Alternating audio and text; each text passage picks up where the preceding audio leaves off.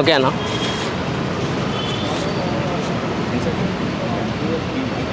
Okay. నా పేరు వంశీ అన్న. నేను BA second year EPP group Nizam కాలేజీలో చదువుతున్నాను.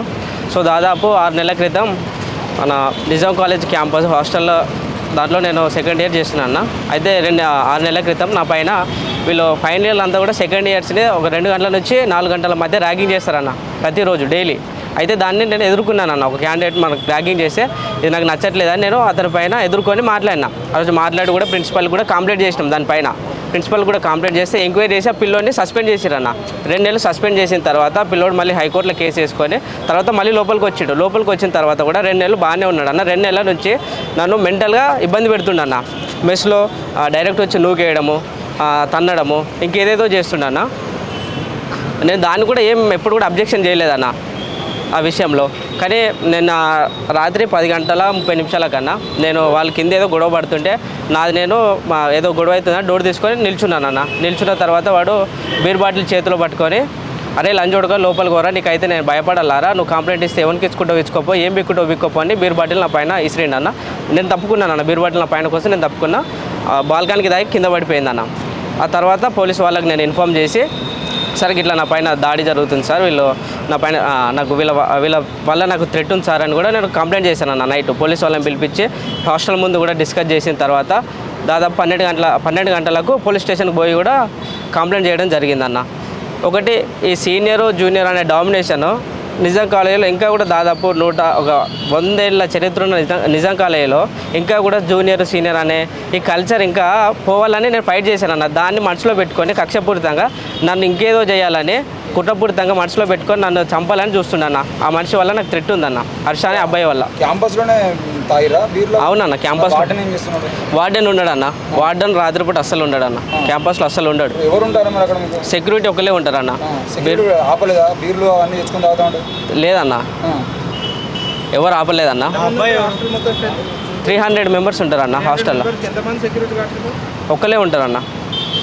300 మెంబర్స్ ఒకటే సెక్యూరిటీ ఉంటాడు హాస్టల్కి. ఒకటే సెక్యూరిటీ ఉంటాడు అన్న. నేను ఇంతకుముందు కూడా చాలాసార్లు కంప్లైంట్ చేశానన్న. పిల్లల జీవితాలు ఖరాబ్ అవుతాయి అని చాలాసార్లు 10 సార్లు కూడా నా పైన దాడి చేస్తే బీర్ బాటిల్తోనే సరే పోద్ది, పిల్లల జీవితాలు ఖరాబ్ అవుతాయి అని నేను ఓపికతో నుండి కూడా ఎప్పుడు కూడా కంప్లైంట్ చేయలే. కానీ రాత్రి నా కళ్ళ ముందే బీర్ బాటిల్ పట్టుకొని లంచోడగా నువ్వు లోపలికి పోరా, నిన్నైతే భయపడాలారా అని డైరెక్ట్ బీర్ బాటిల్ ఇస్తుండారు నా పైన. దీనిపైన మేము రాత్రి ప్రిన్సిపాల్కి కూడా కాల్ చేస్తే రెస్పాన్స్ కాలేదన్న రాత్రి. అయితే మార్నింగ్ రాత్రి పోలీస్ స్టేషన్ పోయి కూడా కంప్లైంట్ చేసినాం. ఇప్పుడు పోయి ప్రిన్సిపల్ సార్ని కలిస్తే కూడా నా పరిధిలో లేదు, ఇప్పుడు దాటిపోయింది. అవుట్కమ్ పోలీస్ నుంచి కూడా ఎంక్వైరీ జరిగిన తర్వాత ఏమన్నా వస్తే దానిపైన నేను ఏమన్నా మాట్లాడగలుగుతా అని చెప్తున్నాను. దట్టు నేను మీడియాని పిలిపించి ఒక ప్రెస్ మీట్ పెడతా అంటే కూడా కాలేజీలో పర్మిషన్ ఇవ్వకుండా, దట్టు నేను నిజాం కాలేజ్ స్టూడెంట్ అయినా నాకు పర్మిషన్ ఇవ్వకుండా హాస్టల్ కాడ పెట్టుకో. మేము అడిగినాం అన్న క్లియర్, సార్ ఇప్పుడు కంప్లైంట్ ఇచ్చారు, నా పరిధి దాటిపోయిందని మాట్లాడుతారు, పొరపాటున నాకు ఏమైనా జరుగుంటే ఎవరు సార్ రెస్పాన్సిబిలిటీ అని కూడా క్వశ్చన్ చేసినాను. అప్పుడు సార్ ఏం మాట్లాడట్లేదన్న. సో ఒకటి నేను ఏం కోరుకుంటున్నా, ఇప్పుడు అన్న ఆ కాలేజ్లో ఇప్పుడు హర్ష అనే అబ్బాయితోనే దట్టు ఇంకా వాళ్ళ ఫ్రెండ్స్తో నాకు లైఫ్ థ్రెట్ ఉందన్న. ఖచ్చితంగా నాకు పోలీస్ భద్రత కావాలి. ఇంకోటి CC కెమెరాలు అన్న. నాకేమైనా ప్రిన్సిపల్ అండ్ హర్ష అనే అబ్బాయి వీళ్ళే బాధ్యులు అన్న. పోలీసులకి లిఖితపూర్వకంగా ఏమన్నా ఇన్ఫార్మ్ చేసావా నీకు థ్రెట్ ఉంది వాళ్ళతో? చేశానన్న. ఇంతకుముందు మాజీ ప్రిన్సిపల్ రాజశేఖర్ సార్ ఉన్నప్పుడు కూడా నాకు ఒక 2 నెలలు కానిస్టేబుల్ కూడా ఇచ్చిండన్న హాస్టల్ దగ్గర. సో మరి ప్రిన్సిపల్ మారిన తర్వాత అదే ఎందుకు కంటిన్యూ చేయట్లేదు ప్రిన్సిపల్? మేము కొత్త ప్రిన్సిపల్ వచ్చినప్పుడు కూడా సార్ దృష్టిలో పెట్టినామన్న. అప్పుడే ఆ పిల్లోడు సస్పెండ్ అయ్యి అప్పుడే మళ్ళీ కాలేజీలకు లోపలికి వచ్చిండండి. కొత్త ప్రిన్సిపల్ రావడం, అప్పుడే పిల్లోడు కూడా రావడం. అప్పుడు కూడా మన ఈ కొత్తగా వచ్చిన ప్రిన్సిపల్ సార్కి కూడా మేము ఇన్ఫార్మ్ చేసినాం. తన నోటీస్లో కూడా పెట్టినాం సార్కి. సరే నేను చూసుకుంటా అని చెప్పిండు. ఆ పిల్లోడు ఏ గ్రూపు? అతను ఫైనల్ ఇయర్ అన్న, MECS. ర్యాగింగ్ విషయంలో గొడవ అయింది అంతే అన్న. ర్యాగింగ్ విషయంలో ఈ కల్చర్కి అంతా కూడా నేను యాంటీగా నిలబడి ఆ 300 మందిని ఒక్కనే నన్నే చేసిన 3 గంటలు లేదన్న. నన్ను చేస్తేనే ప్రత్యక్షంగా 3 గంటలు రాత్రి ఇష్టం వచ్చినట్టుగా అన్పార్లమెంట్ 6 నెలల క్రితం అన్పార్లమెంట్ లాంగ్వేజ్ యూజ్ చేసుకుంటూ ఇష్టం వచ్చినట్టు తిట్టుకుంటూ మాట్లాడితే అన్న దీన్ని అంతే కరెక్ట్ కాదని చెప్పినందుకు నేను కొట్టడానికి వచ్చిన రాత్రి. ఆ రోజు రాత్రి కూడా నేను మౌనంగా ఉన్నా. సార్ ఇప్పుడు దాడి జరుగుతుంది, నేను ఏం మాట్లాడాలని గమ్మునున్నా. తర్వాత వచ్చి రాజశేఖర్ సార్, మాజీ ఉన్న రాజశేఖర్ సార్ ప్రిన్సిపల్ కంప్లైంట్ చేస్తే ఎంక్వైరీ చేసి సస్పెండ్ చేసిండు అన్న అతను. ఇదంతా 6 నెలల క్రితం. 6 నెలల క్రితం. రాత్రి ఏ విషయం పైన అసలు గొడవ వచ్చింది? రాత్రి ఏం లేదన్న, ఫైనల్ ఇయర్స్ గొడవ పెట్టుకుంటారు జస్ట్ అంతే. వాళ్ళు గొడవ పెట్టుకుంటారు. నేను నా రూమ్ నుంచి నా డోర్ తీసుకొని నిల్చున్నా అంతే. ఏమవుతుందని ఇట్లా చూస్తున్నా, వాడు చేతిలో బీర్ బాటిల్ పట్టుకొని రెడీగా ఉన్నాడు. నేను డోర్ తీయంగానే నిల్చొని అరే లంచోడక లోపలికి పోరాని బీర్ బాటిల్ తీసుకొని నా మీదకి ఇస్తుండే. నేను పక్కకున్నా, దానికి సీసకు దాకి కింద పడిపోయింది డైరెక్ట్. మీరు ఏ ఇయర్ చదువుతున్నారు? ఇప్పుడు నేను సెకండ్ ఇయర్ అన్న, బిఏ ఫైనల్ ఇయర్ అన్న. Final year. అంటే ర్యాగింగ్ అనేది ఇంకా ఉందా? ఇంకా ఉందన్న. దాదాపు ఈ రెండు గ్రూపుల మధ్యన ఎప్పటి నుంచో జరుగుతుంది అంటున్నారు కదా, ఇది మీకు మీది ఒక గ్రూప్ తనదో గ్రూప్, మీ ఇద్దరి మధ్యన? అవునన్న. ఇప్పుడు ఒకటి నేను BSFI Bahujan student federation of India అనే ఆర్గనైజేషన్ కాలేజీలో పెడుతుంటే కొన్ని సంఘాలు, మనవాద సంఘాలన్నీ కూడా మమ్మల్ని అడ్డుకోవడానికి ప్రయత్నిస్తున్నాయి. దాన్ని వీళ్ళు స్టూల్గా వాడుకొని నా పైన కుసగొలుపుతారు అన్న.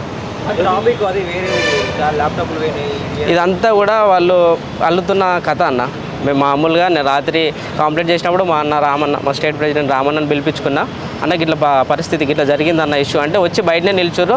దట్టు నేను పైనకి తీసుకుపోయింది కూడా ఇద్దరిని అన్న, రాము అన్నని తీసుకుపోయినా, దట్ బాబాయ్ని సెక్యూరిటీ గార్డ్ని తీసుకొని పోయి సపరేట్గా నా బ్యాగ్ తీసుకొని వచ్చిన. పోలీస్ వాళ్ళకి ఇన్ఫార్మ్ చేసిన తర్వాత సార్ వాళ్ళు ఉస్మానియా క్యాంపస్కి వెళ్ళిపోయి ఒక్కరోజు అని చెప్తే వెళ్ళిపోయినాను. సో ఇందాక మేము సెక్యూరిటీ తోటి మాట్లాడుతున్నప్పుడు వాళ్ళు పర్మిషన్ ఇవ్వకపోతే దళిత విద్యార్థుల మీద అణిచివేస్తున్నారు, దాడులు జరుగుతున్నాయి అని చెప్పేసి మీరు మాట్లాడినారు. సో అక్కడ క్యాస్ట్ ఇన్వాల్వ్మెంట్ కూడా ఏమైనా ఉందా మీ గొడవలలో? అవునన్నా. ఇప్పుడు అంటే ఇప్పుడు చేస్తున్న వ్యక్తి కూడా మా కమ్యూనిటీ అన్న.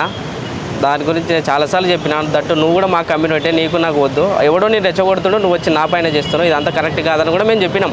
అలా డాడీ కూడా వచ్చి రిక్వెస్ట్ చేసినాం, నీ తెరువు రాడని కూడా చెప్పిండు అన్న. కానీ వాళ్ళు రెచ్చగొడుతున్నారు, మనోడు వచ్చి నన్ను ఇట్లా చేస్తుండన్న. ఈ హాస్టల్లో మీ రూమ్లో ఏమి ఉంటాడు కదా?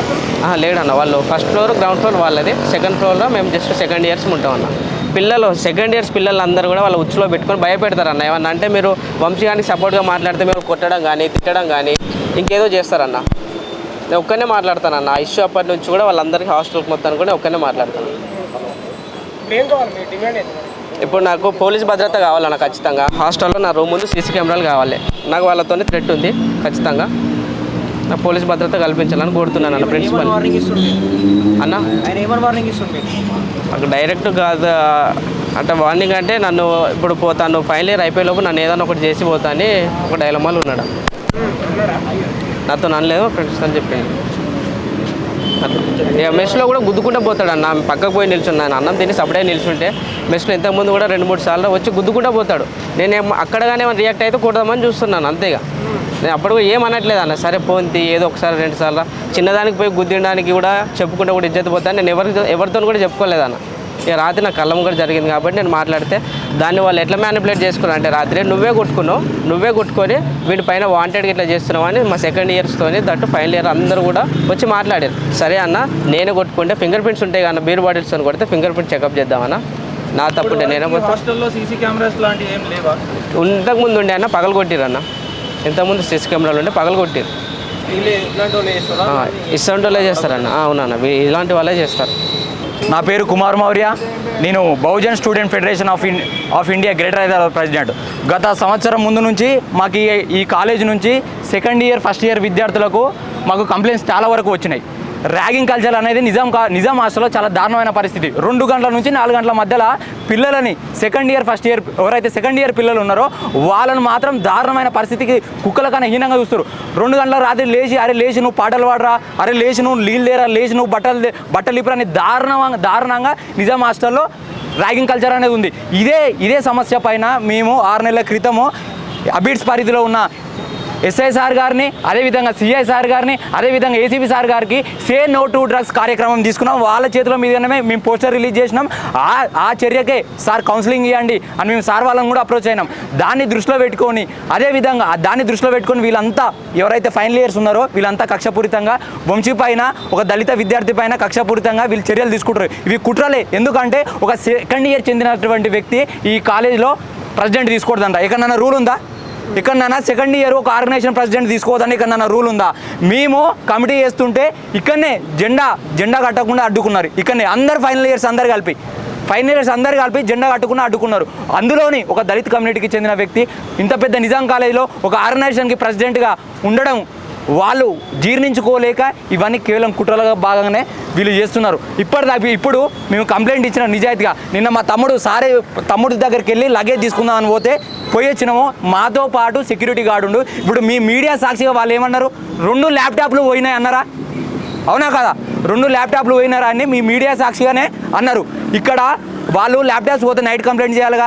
ఇవన్నీ కావాలని కక్షపూరితమైన చర్యలు చేస్తున్నారు. కాబట్టి వంశీకి ఏమైనా జరిగితే పూర్తి బాధ్యత ప్రిన్సిపాల్ గారే వహించాలి. కాబట్టి వంశీకి ఏమైనా కానీ మా సంఘం నుంచి, మా విద్యార్థి సంఘం నుంచి మేము వెనకడుగు వేయము. మాకు న్యాయం జరిగేంత వరకు మేము పోరాటం చేస్తాం. Thank you.